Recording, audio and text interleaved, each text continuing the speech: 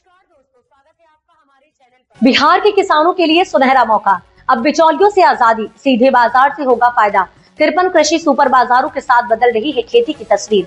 आइए कैसे किसान बनेंगे मालिक अपनी फसल के, जुड़े रहिए हमारे साथ। नमस्कार दोस्तों, आपका स्वागत है हमारे चैनल पर। आज हम बात करेंगे बिहार में हो रहे एक बड़े बदलाव की, जो किसानों के लिए एक क्रांति से कम नहीं। बिहार सरकार ने कृषि विपणन व्यवस्था में एक बड़ा सुधार किया है। कृषि रोड मैप 2023-28 के तहत राज्य के 53 कृषि उपज बाजारों को कृषि सुपर बाजार के रूप में विकसित किया जा रहा है। इसका मकसद है किसानों को बिचौलियों से मुक्त कर सीधे बाजार से जोड़ना और उनकी आय को बढ़ाना। आइए विस्तार से जानते हैं इस नई योजना की खास बातें। कृषि सुपर बाजार एक आधुनिक और विकसित बाजार होगा, जहां किसानों को उनकी उपज का सही दाम मिलेगा। पारंपरिक बाजारों की तुलना में ये बाजार बेहतर सुविधाओं से लैस होगा, जैसे आधुनिक भंडारण, पैकेजिंग, प्रसंस्करण और डिजिटल प्लेटफॉर्म। इससे किसान अपनी फसल सीधे खरीदारों तक पहुंचा पाएंगे और बिचौलियों की भूमिका कम हो जाएगी। ये मॉडल किसानों की आमदनी बढ़ाने और उनकी आर्थिक स्थिति मजबूत करने का रास्ता खोलता है।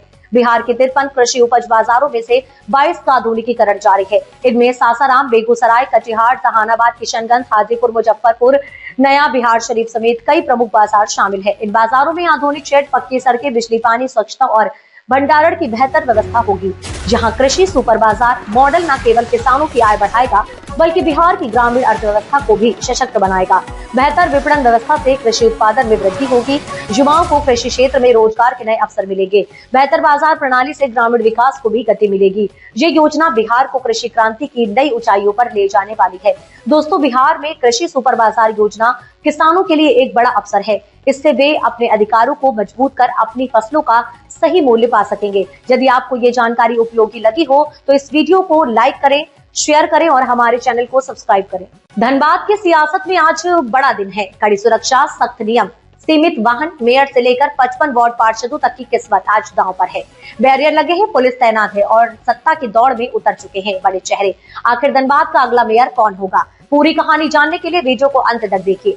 धनबाद में आज की सुबह सिर्फ एक सामान्य सुबह नहीं है, ये सुबह नगर निगम की सत्ता की दिशा तय करने वाली सुबह है।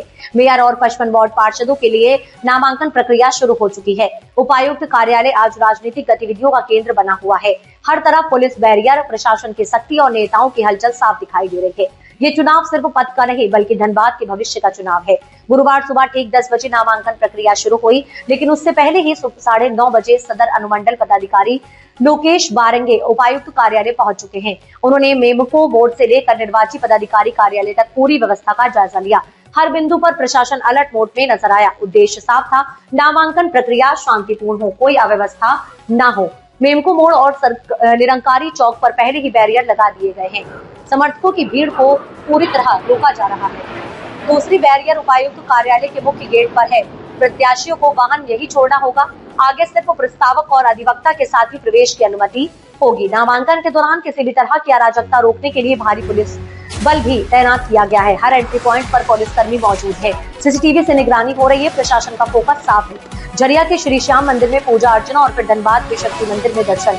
इसके बाद समर्थकों के साथ उपायुक्त कार्यालय की ओर संस्थान। ये संकेत साफ है कि मुकाबला आसान नहीं होने वाला है। पुराने चेहरे फिर से जनता का भरोसा जीतने की कोशिश में है। प्रशासन ने नामांकन को व्यवस्थित रखने के लिए हर वार्ड के लिए अलग निर्वाची पदाधिकारी और कमरा निर्धारित किया है। अगर आप जानना चाहते हैं कि नामांकन के बाद किसका पलड़ा भारी दिख रहा है, कौन से वार्ड में कांटे की टक्कर है और धनबाद का अगला मेयर कौन हो सकता है, तो हमारे चैनल को लाइक, शेयर एंड सब्सक्राइब जरूर कीजिए। आज का भारत डिजिटल इंडिया कहलाता है। हर योजना ऑनलाइन है, हर सुविधा पोर्टल पर है, लेकिन सवाल यह है कि क्या हर नागरिक वहां तक पहुंच पा रहा है? दिल्ली हाईकोर्ट ने इस सवाल को केंद्र में रखकर एक बेहद अक्षम टिप्पणी की है। अदालत ने साफ कहा है कि ऑनलाइन सरकारी सुविधाएं सभी विफल हैं, जब आम नागरिक उन्हें इस्तेमाल कर सके। खासकर वरिष्ठ नागरिक, दिव्यांग और अधिक रूप से कमजोर वर्ग के लिए डिजिटल सिस्टम एक सुविधा से ज्यादा एक बाधा बनता जा रहा है। मुख्य न्यायाधीश देवेंद्र कुमार उपाध्याय और न्यायमूर्ति तेजस कारिया की पीठ ने दिल्ली सरकार को निर्देश देते हुए कहा कि ऑनलाइन सरकारी सेवाओं तक आम नागरिकों की पहुंच बेहतर बनाने के लिए ठोस कदम उठाए जा रहे हैं। कोर्ट ने कहा कि हर व्यक्ति तकनीकी रूप से सक्षम नहीं होता, हर किसी के पास स्मार्टफोन या लैपटॉप नहीं होता। ऐसे में केवल ऑनलाइन सिस्टम अपनाना समाज के एक बड़े हिस्से को बाहर कर देता है। विचार किया जाए ताकि नागरिक सरकारी ऑनलाइन सेवाओं तक आसानी से पहुंच सके, खासकर हाउसिंग वेलफेयर स्कीम जैसी योजनाओं में जहां रजिस्ट्रेशन पूरी तरह डिजिटल है। कोर्ट ने पूछा कि सरकार डिजिटल गैप को भरने के लिए आखिर क्या कर रही है। अदालत ने स्पष्ट किया कि डिजिटल सिस्टम वरिष्ठ नागरिकों और वंचित वर्गों के लिए आसान नहीं है। कई बुजुर्गों को मोबाइल ऐप या वेबसाइट का इस्तेमाल नहीं आता। कई लोगों के पास इंटरनेट की सुविधा भी नहीं होती। दिव्यांग व्यक्तियों के लिए भी ऑनलाइन प्रक्रियाएं जटिल होती जा रही हैं। कोर्ट ने माना है कि ऐसी स्थिति में केवल ऑनलाइन व्यवस्था अपनाना सामाजिक है, चाहे वह ऑनलाइन हो या ऑफलाइन। तो इस वीडियो को लाइक करें, चैनल को सब्सक्राइब करें और ज्यादा से ज्यादा इस वीडियो को शेयर करें।